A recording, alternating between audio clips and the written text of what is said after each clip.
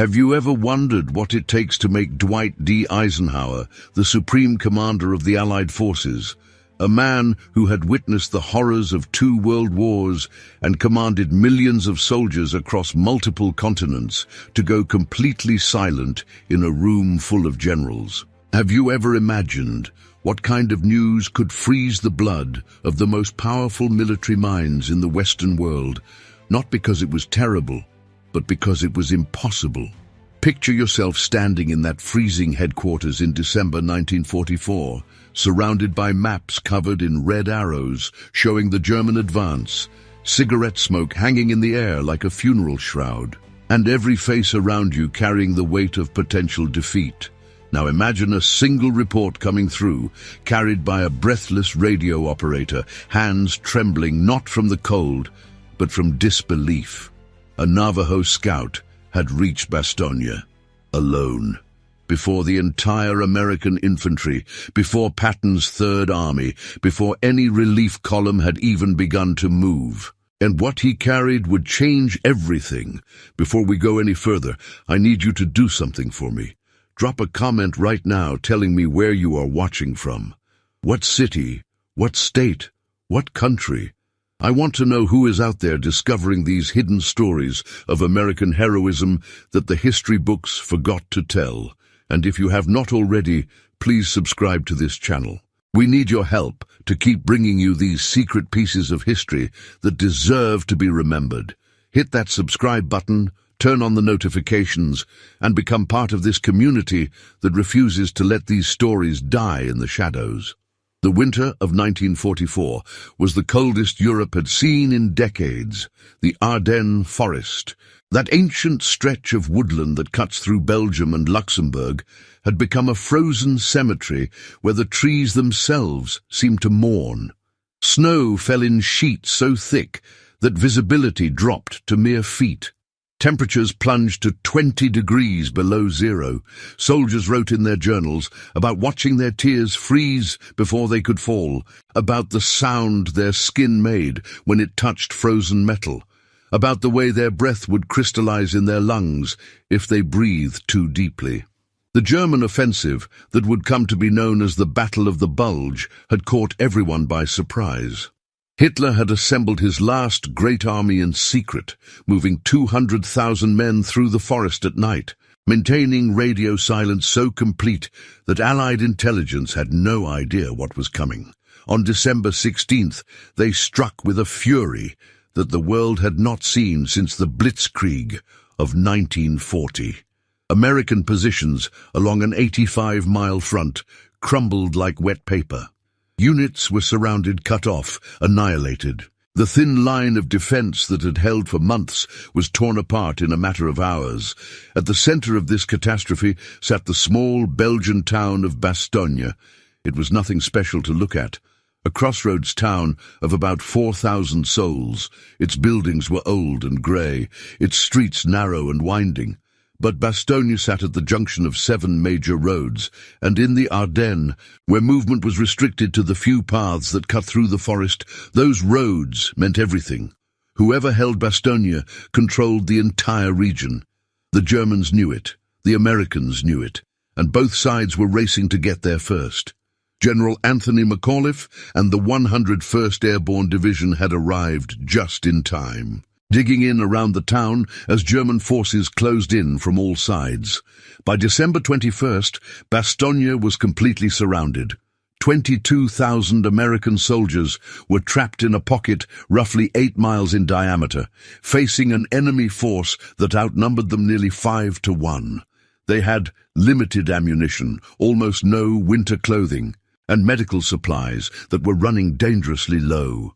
The wounded lay in cellars and basements, their screams muffled by the constant thunder of artillery.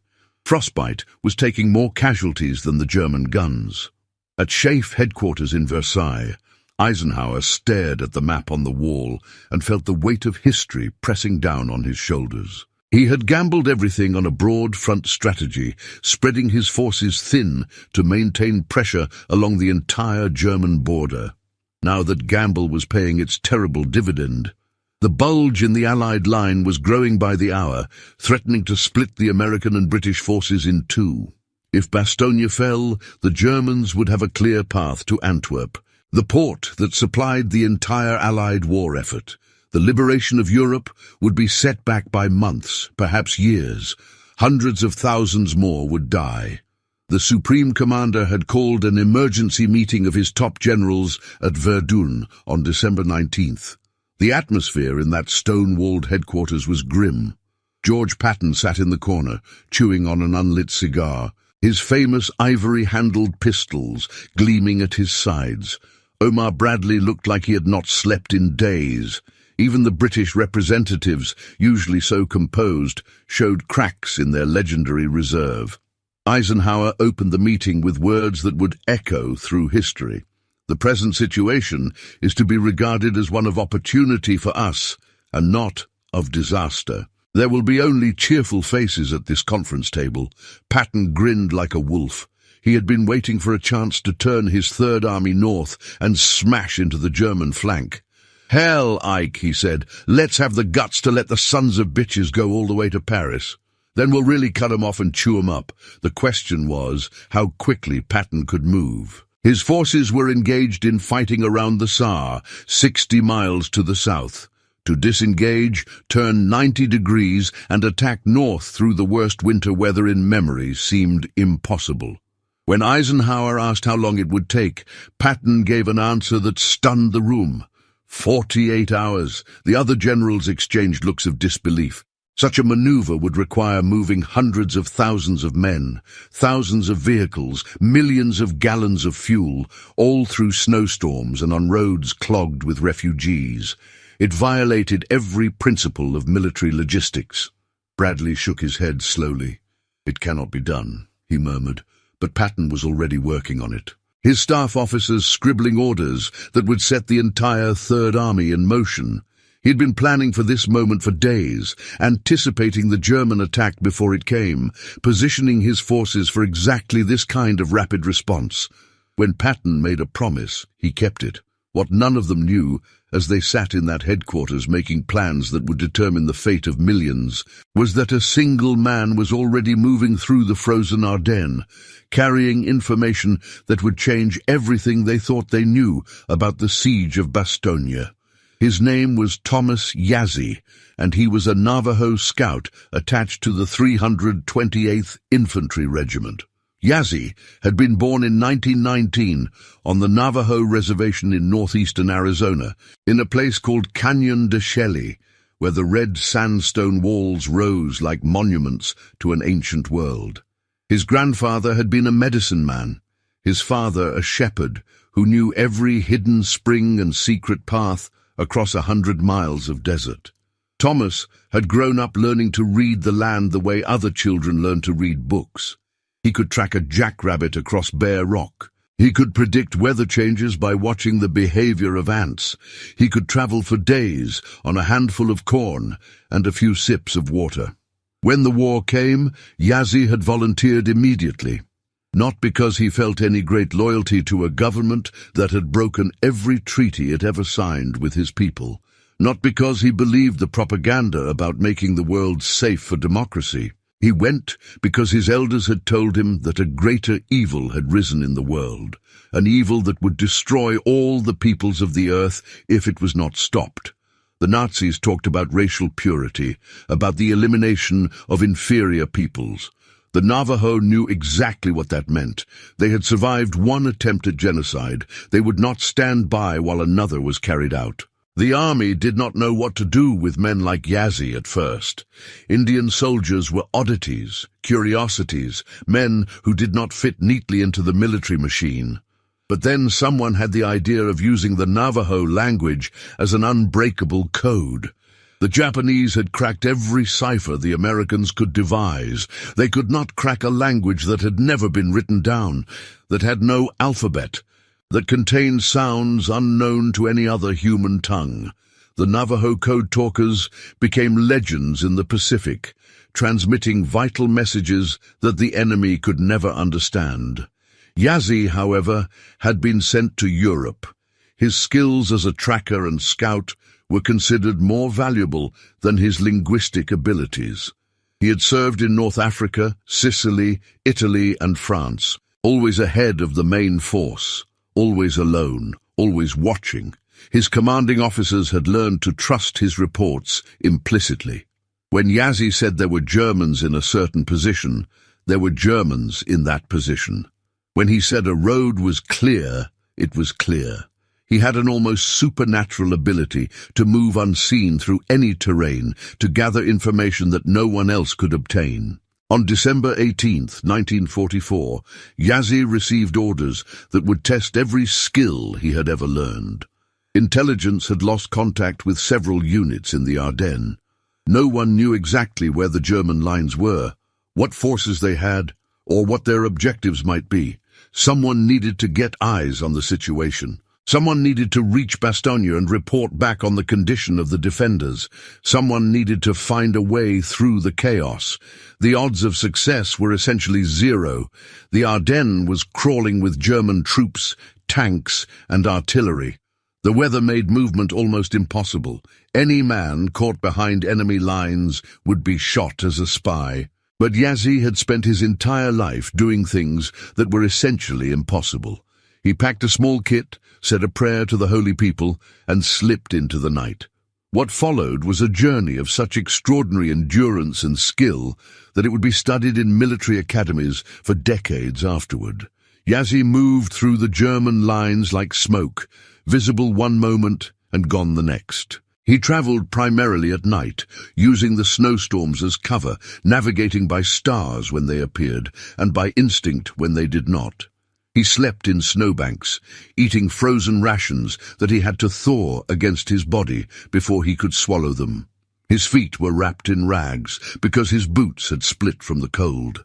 His rifle was useless, the action frozen solid, but he carried it anyway because dropping military equipment meant court-martial.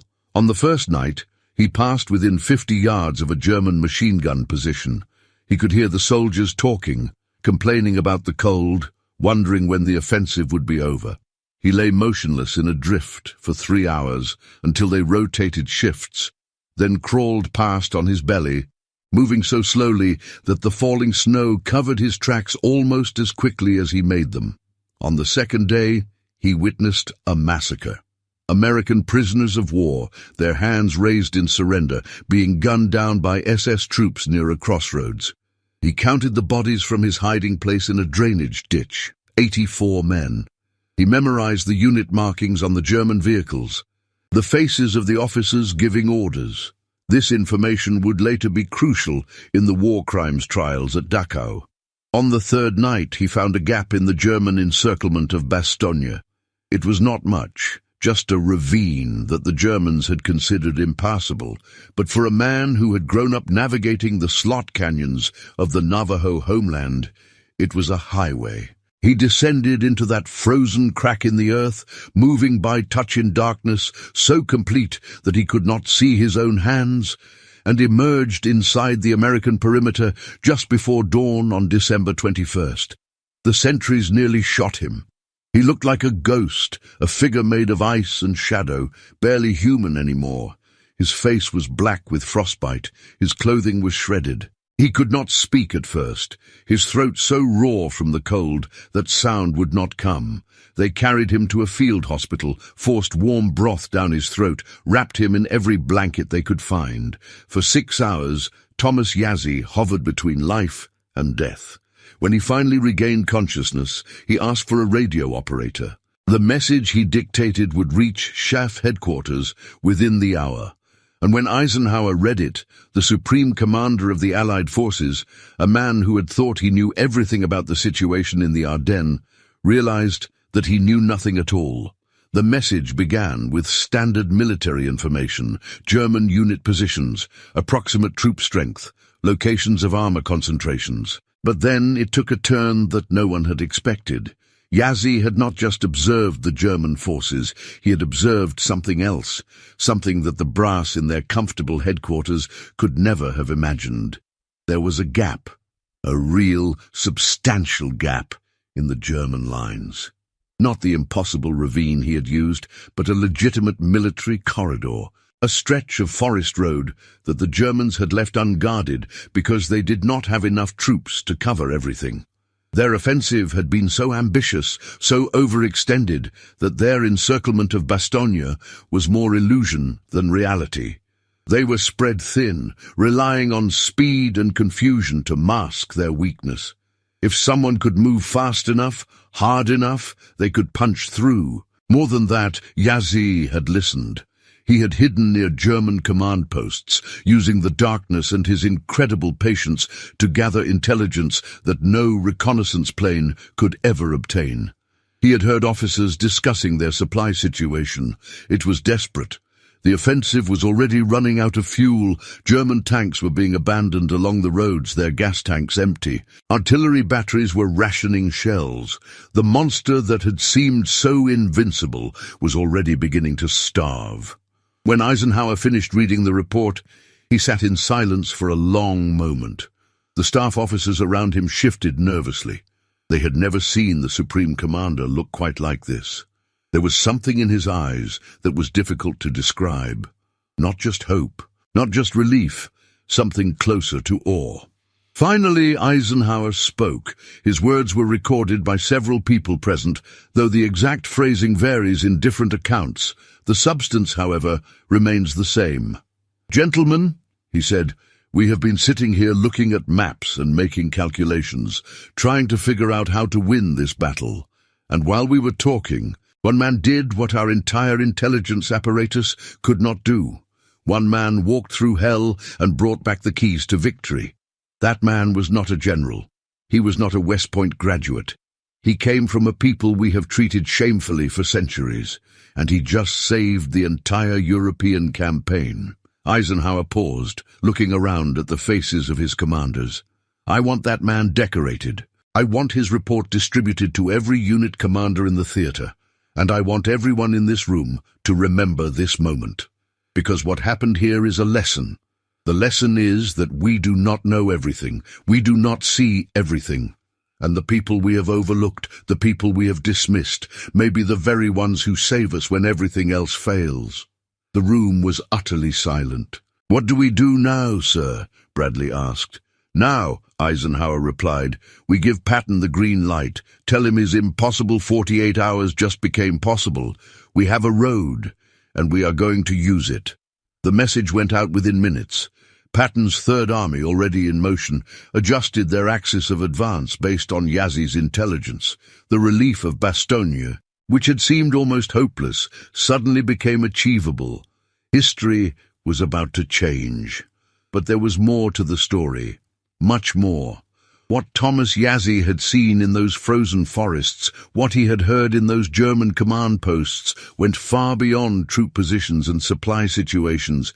He had stumbled onto something darker, something that would not come to light for many years, something that suggested the true nature of the Nazi beast in ways that even the liberators of the concentration camps would struggle to understand. And that story begins with a single question that Yazzie asked when he regained consciousness in that field hospital in Bastogne. He asked it of the nurse who was changing his bandages, a young woman from Mississippi named Eleanor Carrington, who had volunteered for duty in the most dangerous place she could find. "The children," Yazzie whispered through cracked lips. "Where are they taking the children?" Eleanor did not understand the question. "What children?" she asked. "The ones in the trucks," Yazzie replied. "Hundreds of them, maybe thousands. I saw them on the roads. German trucks full of children, not soldiers, children, going east." Eleanor felt a chill that had nothing to do with the temperature. That moment, that question, would begin an investigation that would span decades and continents, uncovering horrors that the official history of the war would prefer to forget. But that is a story that must wait for now.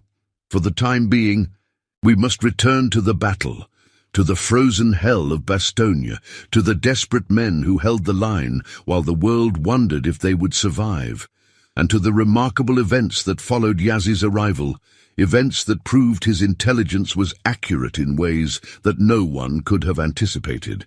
December 22nd dawned grey and cold, the sky heavy with clouds that promised more snow. Inside the Bastogne perimeter, the situation had grown critical.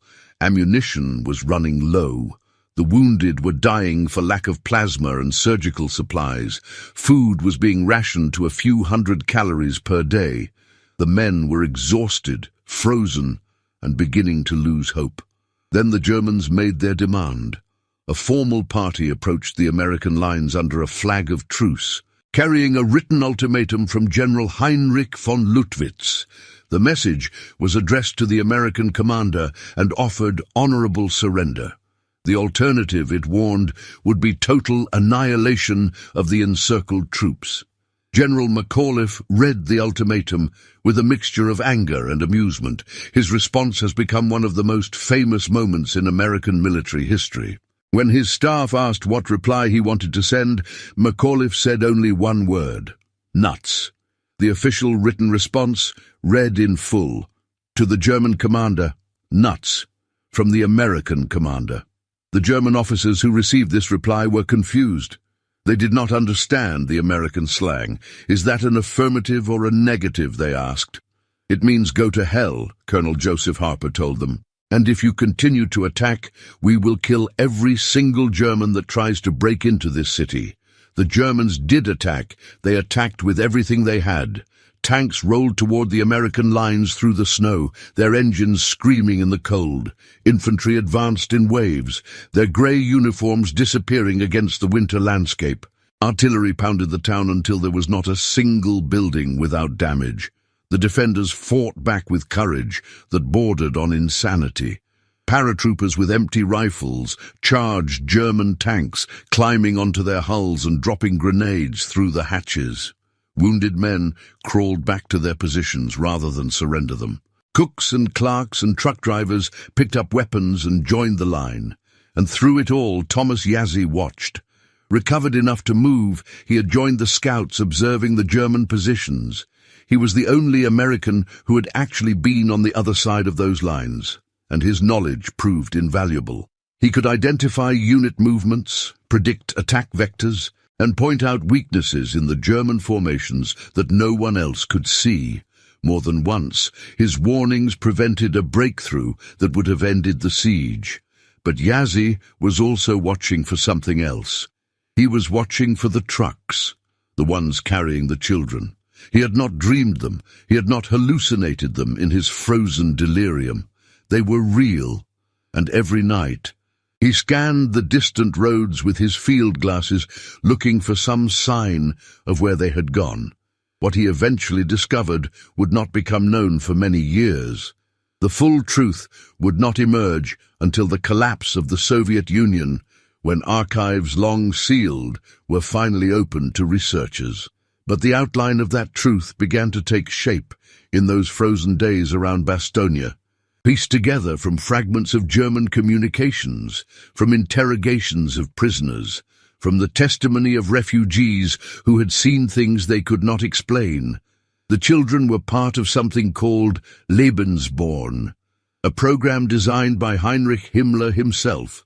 Its stated purpose was to increase the Aryan birth rate by encouraging SS officers to have children with racially pure women. But its true purpose was far darker.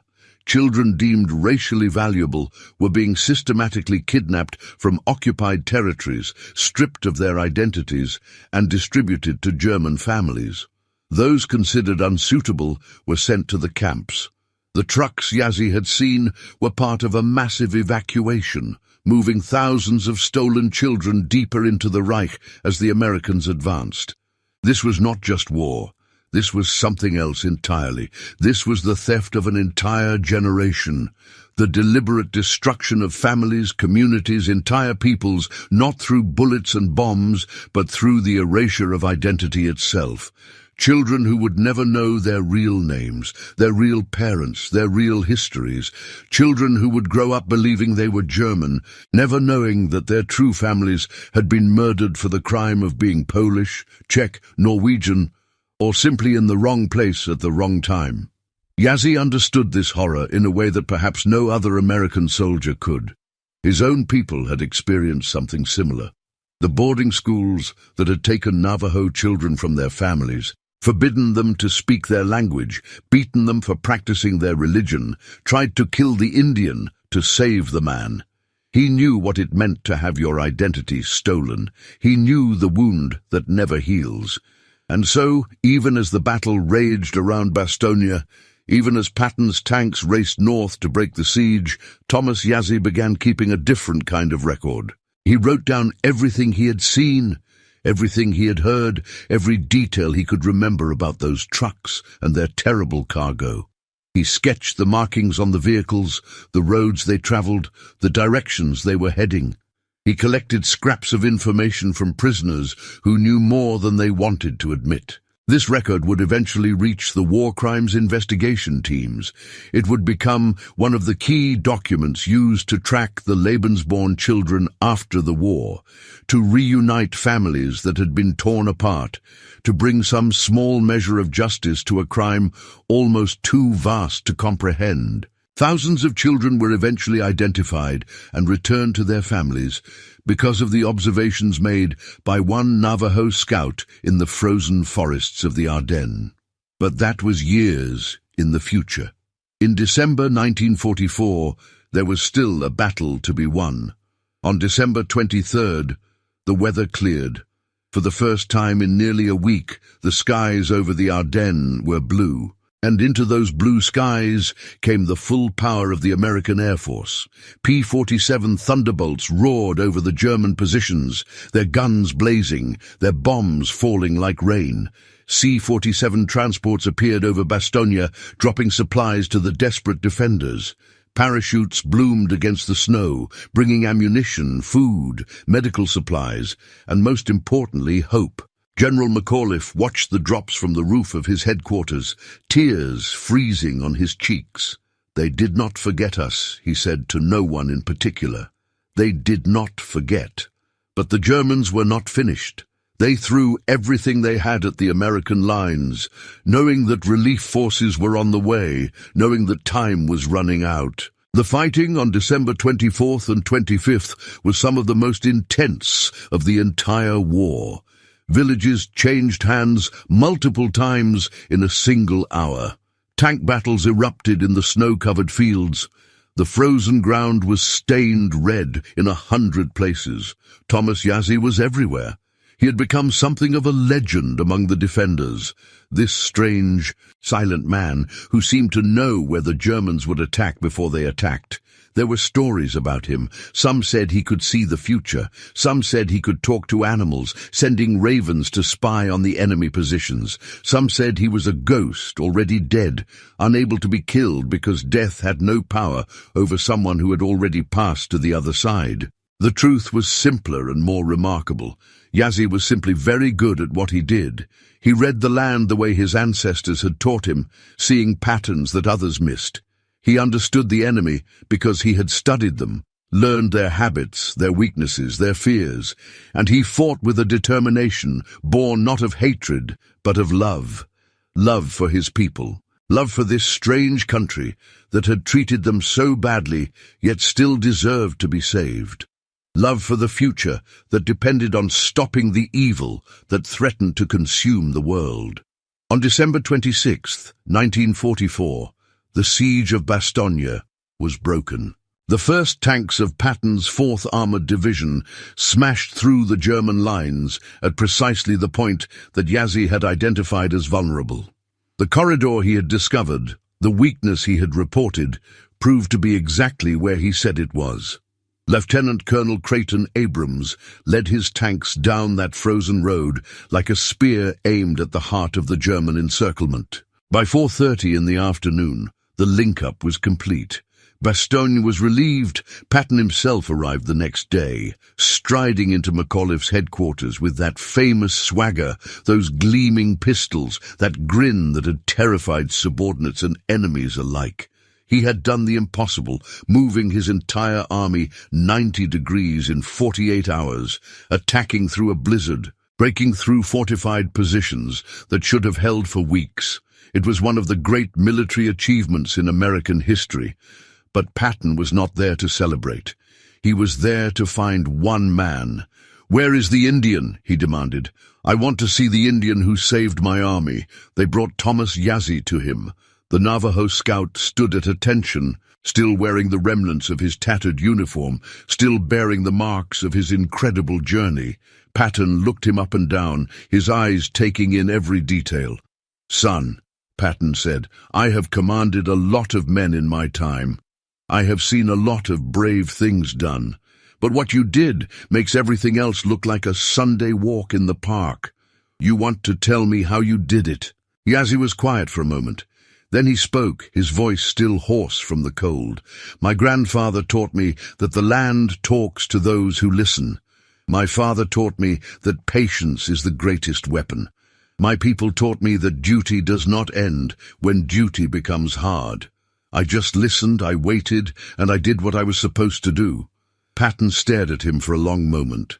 Then, to the astonishment of everyone present, the general who never showed emotion, who believed that tears were weakness and sentiment was for fools, reached out and embraced Thomas Yazzie. "Your people," Patton said, his voice thick, "your people should be damned proud of you. What happened next has been the subject of debate among historians for decades. Some say Patton recommended Yazzie for the Medal of Honor. Some say the recommendation was blocked by army bureaucrats who did not want to give the nation's highest military honor to a Native American. Some say Yazzie himself refused the medal, saying that he had only done his duty and did not need a piece of metal to prove it. What we know for certain is that Thomas Yazzie received the Silver Star for his actions, along with a battlefield promotion to sergeant. We know that he continued to serve with distinction throughout the remainder of the war, participating in the crossing of the Rhine and the final push into Germany. We know that, after the war, he returned to the Navajo reservation and spent the rest of his life as a sheep herder, just like his father, rarely speaking of what he had done. We also know that Eisenhower never forgot him. Years later, when Eisenhower was President of the United States, he invited Yazzie to the White House. The visit was not publicized. There were no reporters, no photographs, no official record. Just two old soldiers sharing memories of a time when the fate of the world hung in the balance, and one man made all the difference. What they discussed in that private meeting remains unknown, but those who saw Eisenhower afterward said he seemed moved in a way that was unusual for him. When asked about the visit, he would only say that he had been reminded of something important. The reminder was this: that history is not made only by generals and presidents, it is made by ordinary people who do extraordinary things when their moment comes. It is made by the overlooked and the forgotten, by those who have every reason to turn away, but choose instead to step forward. It is made by men like Thomas Yazzie, who walked through frozen hell to bring back hope. But the story does not end there, because the questions that Yazzie raised, the children he saw in those trucks, the deeper horror he uncovered, these things did not disappear with the end of the war. They festered, they grew, they took on new forms and new names, and there are those who say that the evil Yazzie, witnessed in the Ardennes, never truly died, that it went underground, that it found new homes, new patrons, new purposes, that the same forces that stole children in 1944 continued their work in the shadows, decade after decade, generation after generation. Is this true?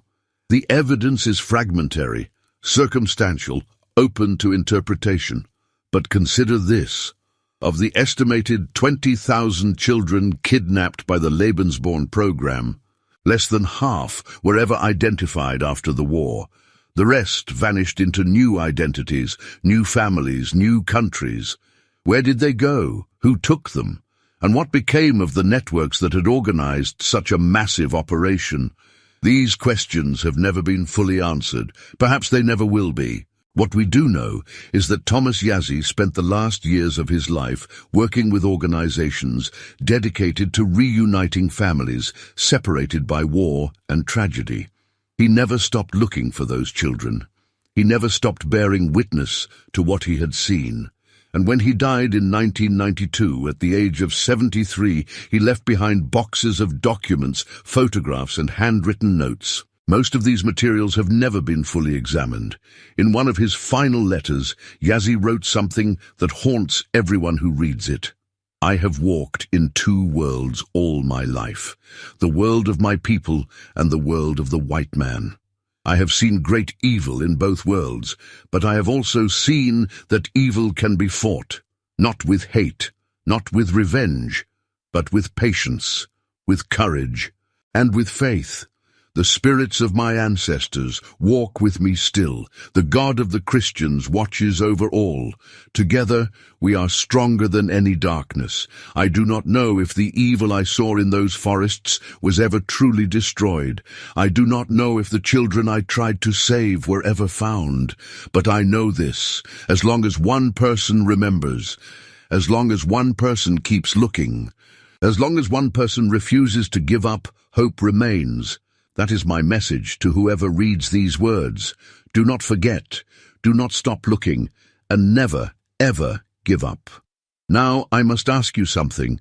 As you have listened to this story, what have you felt? Fear, anger, sadness, hope? All of these emotions are appropriate because this is a story that contains all of them. But more than anything, I hope you have felt called to remember, called to bear witness, called to be like Thomas Yazzie, a man who walked through impossible odds to bring truth to those who needed it. The world is still full of darkness. Children are still being taken, still being lost, still being forgotten. The forms change, but the evil remains, and it will remain until good people stand up and say no more. This is why I tell these stories, not to entertain, though I hope they hold your attention, not to frighten, though some of what we discuss is frightening indeed, but to remind, to bear witness, to keep alive the memory of those who sacrificed everything so that we might have a future. Thomas Yazzie walked through a frozen hell to save an army. What are you willing to walk through to make a difference? Think about that as we prepare for the next part of this story. Because what happened after Bastogne, what happened in the years and decades that followed, reveals layers of truth that will shake everything you thought you knew about the end of World War II and its aftermath. The story continues, and I promise you, it only gets more incredible from here. The war in Europe ended on May 8, 1945.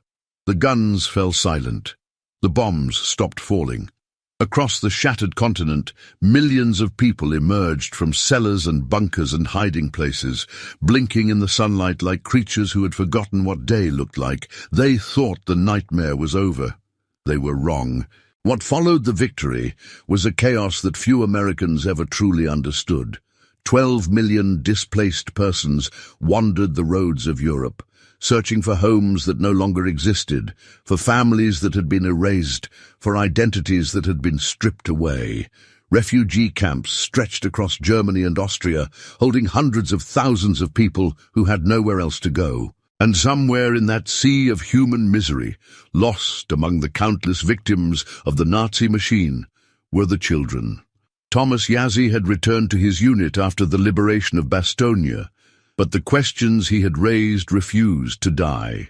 The trucks he had seen, the children being transported east even as the German army collapsed. These images haunted his nights and filled his days with a restless urgency. He began asking questions of every prisoner he encountered, every refugee he met, every intelligence officer who would give him 5 minutes of their time. Most of them had no answers. Some pretended not to understand. A few looked at him with eyes that held a terrible knowledge, then looked away without speaking. But slowly, piece by piece, fragment by fragment, a picture began to emerge, and that picture was more horrifying than anything Yazzie had imagined. The Lebensborn program had not operated in isolation. It was part of a vast network of institutions dedicated to what the Nazis called racial hygiene. Children were classified according to physical characteristics, hair color, eye color, skull measurements. Those deemed racially valuable were taken to special homes where they were given new names, new histories, new families. Those deemed unacceptable were sent to the euthanasia centers, where they were murdered with clinical efficiency and their bodies disposed of in unmarked graves. The scale of the operation was staggering. Lebensborn homes had operated in Germany, Austria, Norway, Poland, France, Belgium, the Netherlands, Luxembourg, and Denmark. Tens of thousands of children had passed through their doors. Some were the offspring of SS officers and their approved partners. Others were kidnapped from occupied territories, stolen from their families in the middle of the night, taken from orphanages and hospitals and schools. The youngest victims were infants, taken from their mothers' arms before they could even speak their first words. As Yazzie gathered this information, he realized that the trucks he had seen were part of a massive evacuation. As the Allied forces closed in, the administrators of the Lebensborn program had scrambled to hide the evidence of their crimes. Children were moved deeper into the Reich, transferred to new facilities, given yet another set of false identities. Documents were destroyed, witnesses were silenced. The architects of the program prepared to vanish into the chaos of defeat, taking their secrets with them. But Yazzie was not the only one looking for answers. In the final months of the war, Allied intelligence had begun to piece together the scope of Nazi racial programs. Special units were formed to investigate, to document, to bring the perpetrators to justice, and one of these units, operating out of a requisitioned hotel in the Bavarian town of Berchtesgaden, would soon cross paths with the Navajo scout in ways that neither could have anticipated. The unit was called the Child Search and Identification Branch of the United Nations Relief and Rehabilitation Administration. Its mission was to locate and identify children who had been displaced by the war, to reunite them with surviving family members, and to ensure that they were not exploited by those who would take advantage of their vulnerability. The head of this unit was a woman named Margaret Westbrook, a former schoolteacher from Connecticut who had volunteered for overseas service after her husband was killed at Normandy. Margaret had seen a great deal in her months in Europe. She had walked through the gates of Dachau 3 days after its liberation, had seen the stacks of bodies that the SS had not had time to burn. She had interviewed survivors whose stories defied belief, had listened to testimony that would have driven weaker souls to madness. But nothing had prepared her for what she would discover in the archives of the Lebensborn program. The files were meticulous.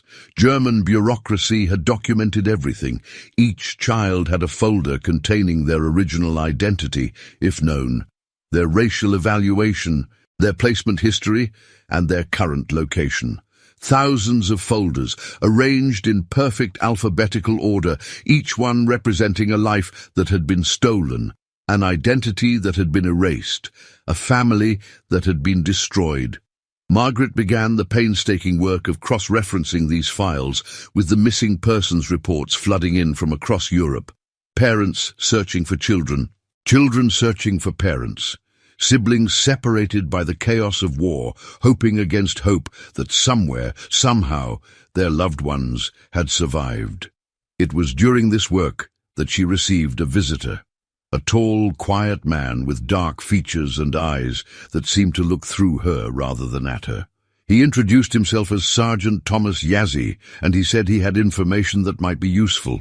For 3 hours, Yazzie sat in that requisitioned hotel room and told Margaret everything he had seen and heard. The trucks on the forest roads, the children's faces pressed against the canvas, the fragments of conversation he had overheard in German command posts, the whispered confessions of prisoners who knew more than they wanted to admit. He had written it all down in a small notebook, using a combination of English and Navajo that no one else could read, and he translated it for her now, entry by entry, page by page. When he finished, Margaret sat in silence for a long moment. Then she asked the question that had been forming in her mind throughout his account. "Why are you doing this?" she asked. "The war is over. You could go home. Why do you care so much about children you have never met?" Yazzie looked at her with those deep, dark eyes. "My people know what it is to have children taken," he said. For many generations, the government took our children to boarding schools far away. They cut their hair. They forbade our language. They beat them for speaking Navajo, for practicing our ceremonies, for remembering who they were. Many never came home. Many forgot everything. The wound has never healed. He paused, his voice dropping almost to a whisper. When I saw those children in the trucks, I saw my own people. I saw what was done to us, being done to others. I swore then that I would do whatever I could to find them, to bring them home, to give them back their names. Margaret understood. In that moment, a partnership was formed that would last for years. Yazzie became an unofficial member of her team, using his tracking skills and his intuition to follow leads that others had abandoned. He traveled across occupied Germany, interviewing witnesses, searching orphanages, investigating reports of children who did not match their supposed families. Margaret provided him with credentials, resources, and most importantly, someone who believed in what he was doing. Together, they made discoveries that horrified and amazed them. They found children living in German homes who spoke no German, who cried out in their sleep in languages their adoptive parents did not understand. They found teenagers who had been so thoroughly indoctrinated that they refused to believe they were not German, who denounced their biological parents as liars and enemies of the Reich.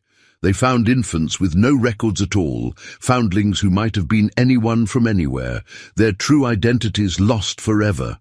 But they also found hope.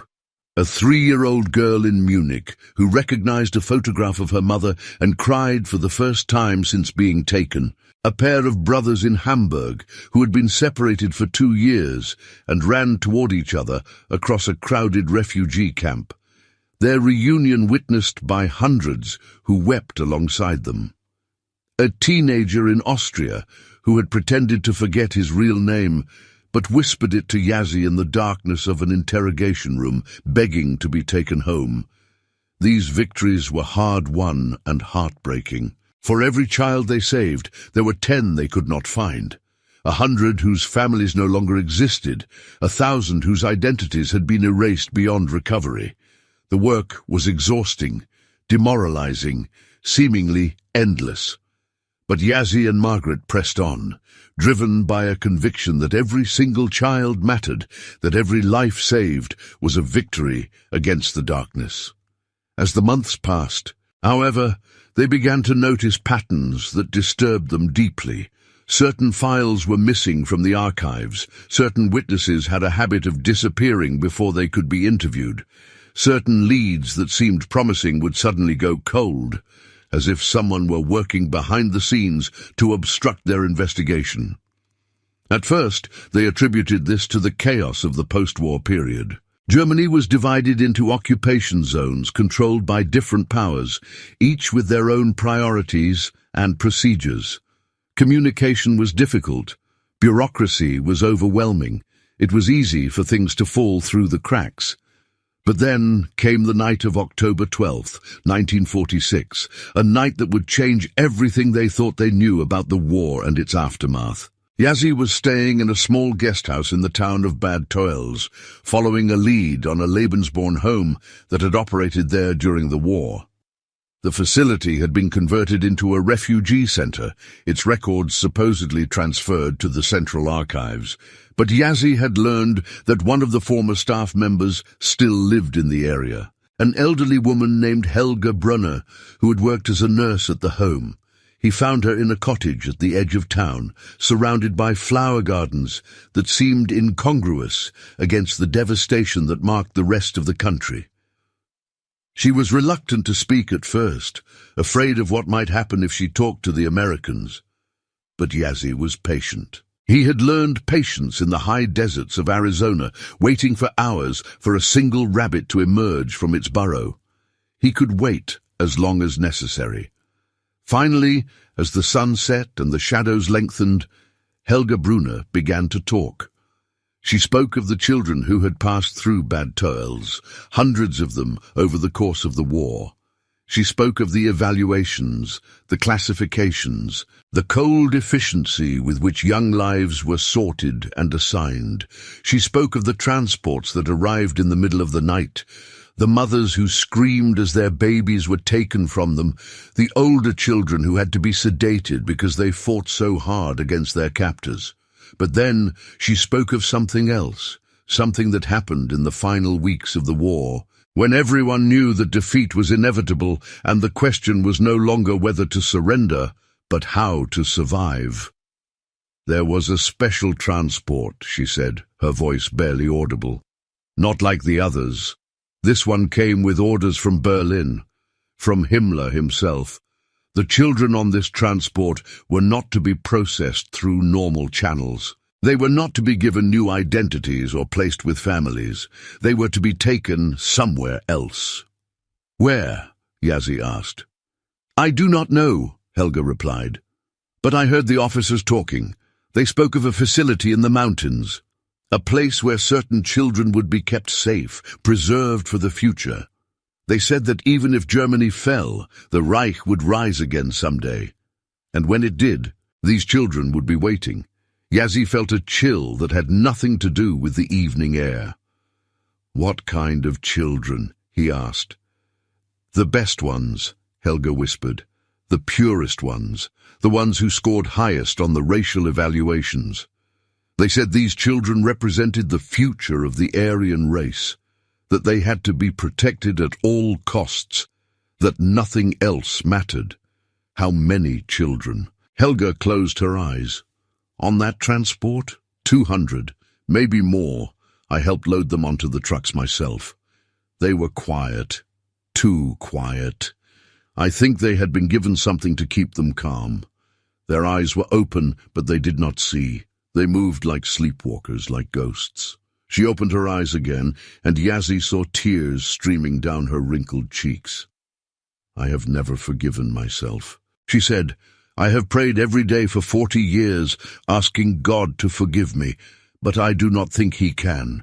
What we did was beyond forgiveness. Yazzie sat with her in silence as the darkness gathered around them. Then he asked the question that had been burning in his mind since she began her confession. Do you know what happened to them? The children on that transport? Helga shook her head slowly. The war ended 2 weeks later. I heard nothing more, but there were rumors, stories that circulated among the staff who survived. They said the facility in the mountains was never found by the Allies, that it had been hidden too well, that the children were still there, waiting. Waiting for what? For the Fourth Reich, Helga replied. For the resurrection of everything we fought for. They said it would take decades, maybe generations. But someday the Reich would rise again, and when it did, these children, now grown, would be ready to lead. Yazzie left Bad Tolz that night with his mind racing. A hidden facility in the mountains, 200 children selected for their supposed racial purity, secreted away to await a future resurrection of the Nazi regime. It sounded insane. It sounded like the ravings of a broken old woman trying to make sense of her guilt. But Yazzie had learned to trust his instincts, and his instincts told him that Helga Brunner was telling the truth. He reported his findings to Margaret, who received them with the same mixture of horror and skepticism that he had felt himself.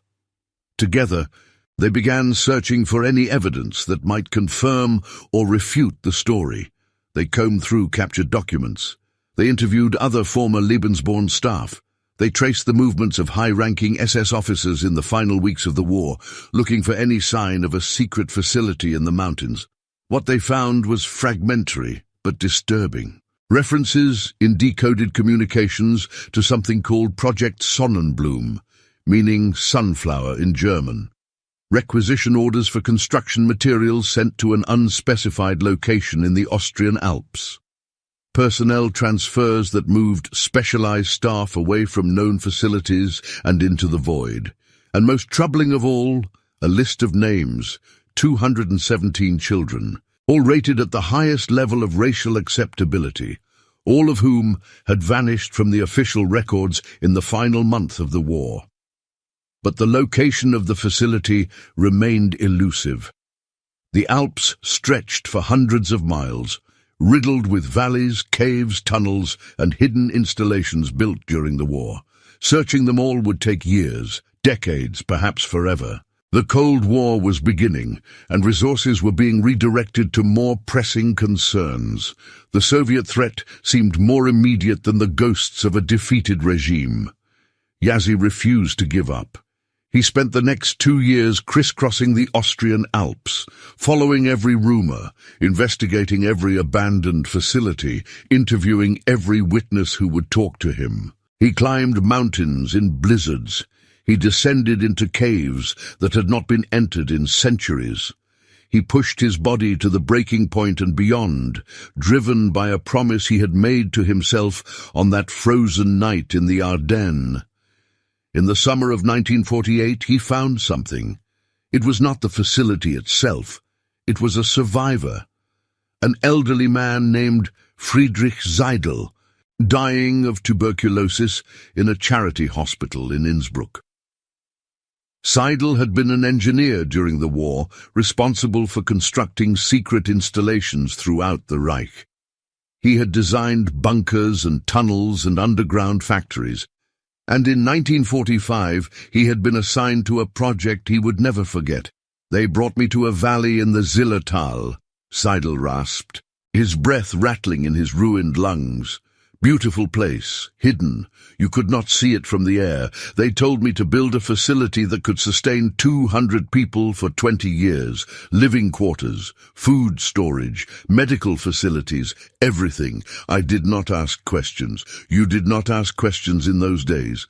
Did you finish the project?" Yazzie asked. "Yes," Seidel replied.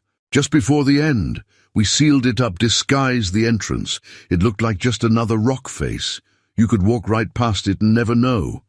Where exactly was it?" Seidel smiled, a ghastly expression on his emaciated face. "That is the question, is it not?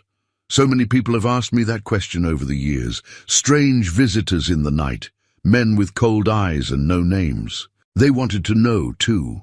He coughed, a wet, tearing sound that seemed to come from deep within his chest. "I never told them," he continued. "But I will tell you, because you are different. I can see it in your eyes. You do not want to open that place for yourself. You want to open it for the children." Yazzie waited, hardly daring to breathe. "There is a village," Seidel said. "Meyerhofen.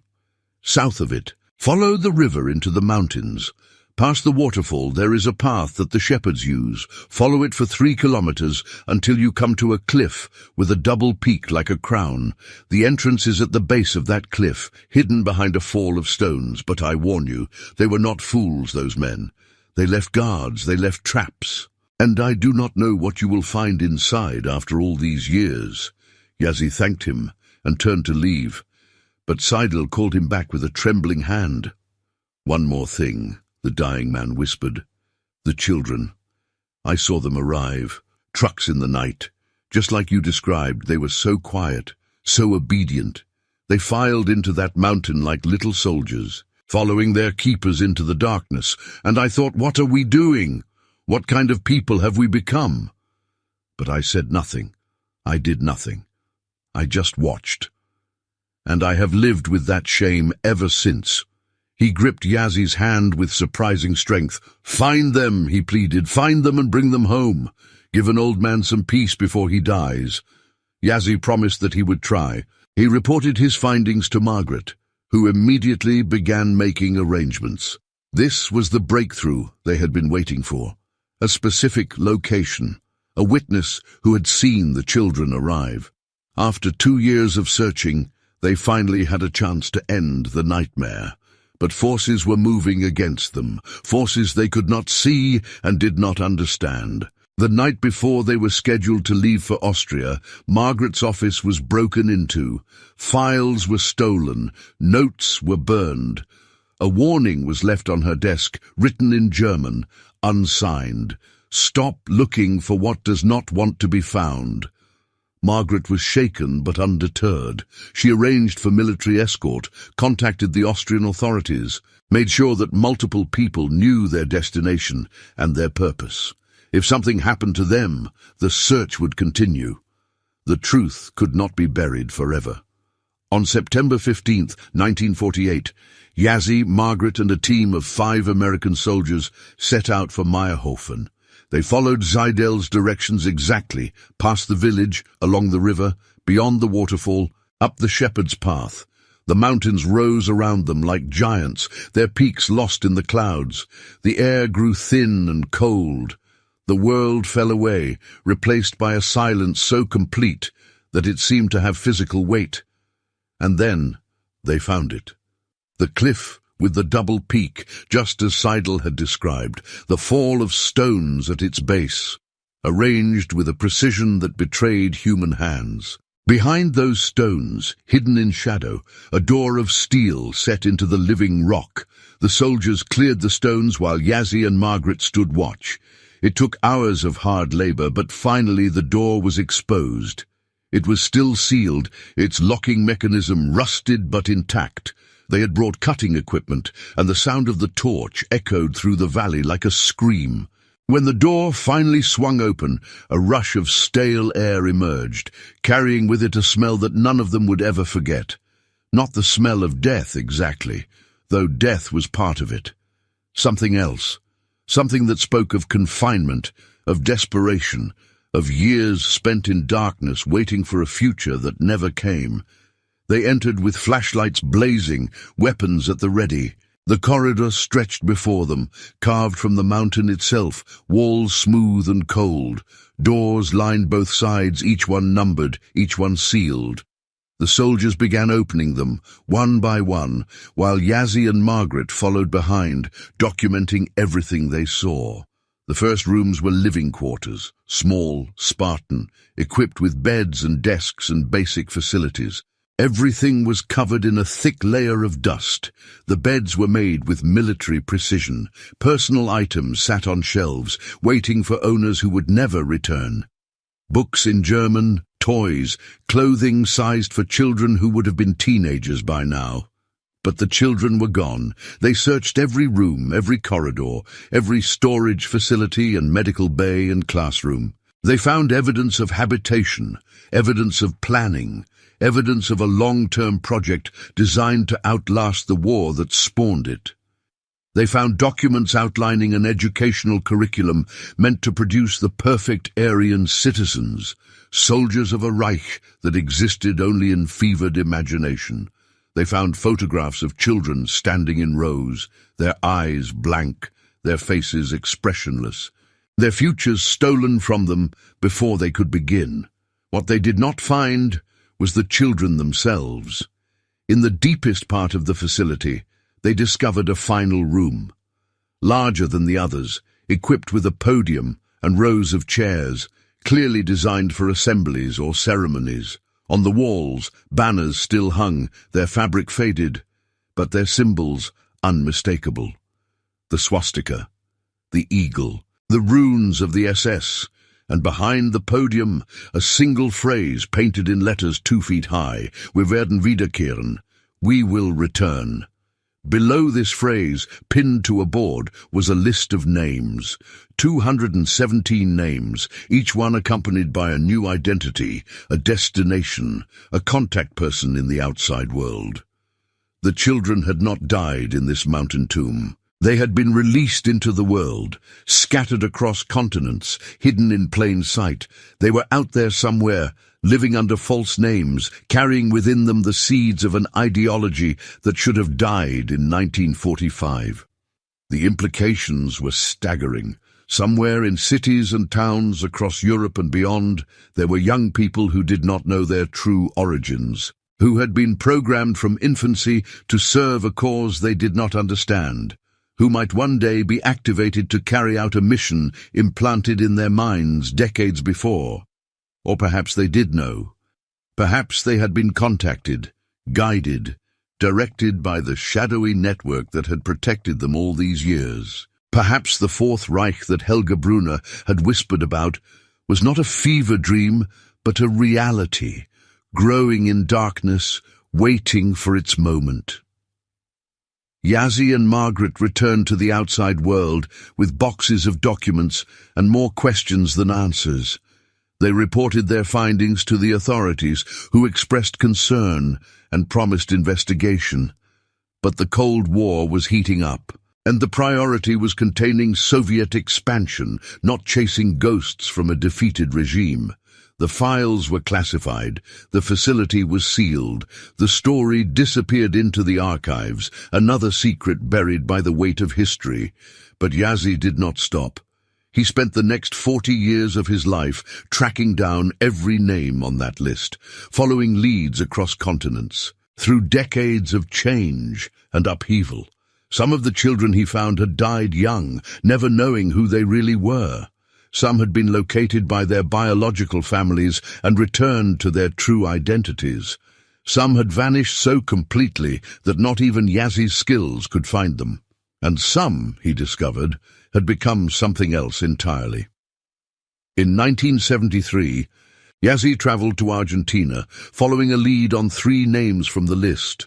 What he found there disturbed him more than anything he had encountered since the war. The 3 individuals, now adults in their 30s, had risen to positions of influence in the military government. They knew each other, they met regularly, and they spoke in private moments captured by an informant of a day when they would fulfill the destiny that had been chosen for them. Yazzie reported this to the American authorities. They thanked him for his service and told him the matter would be handled through appropriate channels. Nothing happened. The 3 men continued their rise. The shadow network, if it existed, remained untouched. It was then that Yazzie began to understand that the evil he had witnessed in the Ardennes was not simply a product of the Nazi regime. It was something older, something deeper, something that had existed before Hitler and would continue to exist after him. It was the darkness in the human heart that allowed people to see other people as less than human. It was the hunger for power that justified any atrocity in its pursuit. It was the lie that some lives mattered more than others. This evil could not be defeated by armies or investigations or international tribunals. It could only be fought in the individual soul, one person at a time, through the daily choice to see the divine image in every human being, to love even those who seemed unlovable, to forgive even those who seemed unforgivable. Yazzie returned to the Navajo reservation in 1981, his body worn out by decades of travel and struggle, his spirit still unbroken despite everything he had seen. He spent his final years among his people, participating in ceremonies, teaching the old ways to the young, making peace with the life he had lived. He never forgot the children. On the wall of his modest home, he kept photographs of everyone he had helped to find, every family he had reunited, every identity he had restored. There were hundreds of them, spanning 5 decades, representing lives that might have been lost forever without his persistence. But he also kept, in a locked drawer that he opened only in private moments, the photographs of those he had never found, the faces that haunted him, the names that remained mysteries, the 217 who had walked into that mountain as children and emerged as something unknown. In his final letter, written just weeks before his death, Yazzie addressed himself to those lost ones, wherever they might be. I do not know if you will ever read these words. He wrote, I do not know if you remember what was done to you or if you have any desire to know the truth, but I want you to understand something. You are not what they tried to make you. You are not the tools of an evil ideology. You are human beings, created in the image of God, capable of love and goodness and redemption. Whatever you have been told about your destiny, whatever mission you believe you were born to fulfill, you have a choice. You have always had a choice. The darkness that shaped your childhood does not have to define your future. You can step into the light. You can choose a different path. You can become the people you were meant to be before anyone tried to make you into something else. I have walked in two worlds all my life. I have seen the worst that human beings can do to each other, but I have also seen the best. I have seen courage in the face of impossible odds. I have seen love that transcended every barrier. I have seen redemption come to those who thought they were beyond saving. That is what I want for you. That is what I pray for every day. Not that you would be found and punished, but that you would find yourselves and be healed. The evil that created you was real, but so is the God who stands against it. The spirits of my ancestors walk with me. The Christ who died for all humanity holds out his hands to you. Together we are stronger than any darkness. Choose light, choose love, choose life. And if you ever want to know where you came from, if you ever want to understand the truth of who you are, look for me in the world beyond this one. I will be waiting. Thomas Yazzie died on March 15, 1992. He was buried on the Navajo reservation in a ceremony that combined the traditions of his people with the Christian faith he had come to embrace. Hundreds attended, including veterans of the Second World War, survivors of the Lebensborn program he had helped to find, and officials from governments around the world who had come to pay their respects to a man who had never stopped fighting for what was right. At the graveside, an elderly woman from Norway read a statement in a voice that trembled with emotion. She had been one of the children Yazzie had found, reunited with her biological family after more than a decade of searching. She spoke of what he had meant to her, to all of them, to everyone who had been touched by his tireless dedication. He gave us back our names, she said. He gave us back our families. He gave us back ourselves. How do you thank someone for that? You cannot. You can only try to live in a way that honors his memory. You can only try to be for others what he was for us, a searcher, a healer, a bringer of light into darkness. The ceremony ended with a Navajo prayer and a Christian hymn, sung together by people from a dozen different countries, speaking a dozen different languages, united in their grief and their gratitude. And somewhere, in the mountains of Austria, a steel door remains sealed behind a fall of stones. The facility it guards has not been opened since 1948. The documents that were removed have been classified and reclassified, buried in archives that few have access to, forgotten by those who knew they existed. But the names on that list have not been forgotten, not by everyone. There are those who say that the shadow network Yazzie spent his life fighting never truly dissolved, that it adapted, evolved, found new patrons and new purposes in the chaos of the modern world, that the children who walked out of that mountain grew into adults who passed their mission to the next generation and the next and the next. Is this true? The evidence is fragmentary, circumstantial, open to interpretation, but consider this. Every few years, a story emerges from somewhere in the world. A politician with no clear past rises to power. A businessman with no known family builds an empire. A movement with no apparent origin gains sudden momentum. And those who look closely, those who know what to look for, see patterns that disturb them deeply. The shapes of certain faces, the coldness of certain eyes, the rhetoric that echoes, faintly but unmistakably, the ideology that was supposed to have died in 1945.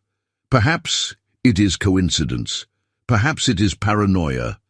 Perhaps the human mind, desperate for meaning, sees connections where none exist. Or perhaps Thomas Yazzie was right. Perhaps the evil he witnessed in the frozen forests of the Ardennes never truly died. Perhaps it only went underground, waiting for its moment, preparing for its return. We may never know for certain. The secrets of that mountain remain buried. The last witnesses are dying, taking their memories with them, and the world moves on, distracted by new crises, new conflicts, new threats that seem more immediate and more pressing. But the questions remain, and as long as they remain, there is reason to keep searching, keep watching, keep bearing witness to the truth. What happened to the 217 children who walked into that mountain? Where are their descendants today? What mission, if any, do they believe they were born to fulfill? These are questions that may never be answered, but they are questions that must never be forgotten, for in the forgetting, evil finds its greatest ally. In the silence, darkness grows, and in our willful blindness, we create the conditions for history to repeat itself. Thomas Yazzie understood this better than anyone. That is why he never stopped searching, never stopped speaking, never stopped shining his light into the shadows, and that is why his story deserves to be told, again and again, to every generation, until the end of time. The world is full of darkness. Children are still being taken, still being lost, still being used as instruments of evil. The forms change, but the underlying horror remains, and it will remain until good people stand up and say no more. Until ordinary individuals like Thomas Yazzie choose to walk through impossible odds to bring truth to those who need it. This is the legacy he left us. Not just a record of what he did, but a challenge to do likewise, to be searchers, to be healers, to be bringers of light into darkness. The choice is yours. The choice has always been yours. And if you are one of the lost ones, if you are reading these words and feeling something stir in the depths of your soul, know this: you are not beyond redemption. You are not condemned by the circumstances of your birth. You are a child of God, loved beyond measure, called to a destiny greater than any human ideology could ever imagine. Turn to Him. Turn to Jesus Christ, the light of the world, the healer of broken souls, the Redeemer of all who call upon His name. In Him there is no darkness at all. In Him every chain can be broken, every wound can be healed, every lost child can find their way home. This is the message that Thomas Yazzie would want you to hear. This is the truth that he carried with him through frozen forests and mountain tunnels and decades of searching. This is the hope that sustained him when all seemed lost, and this is the hope that sustains us still. May you find it. May you embrace it. May you share it with every soul you meet. And may the God who sees all, who knows all, who loves all, bring justice to those who have done evil and healing to those who have suffered. Until that day comes, we watch, we wait, we remember, and we never, ever give up.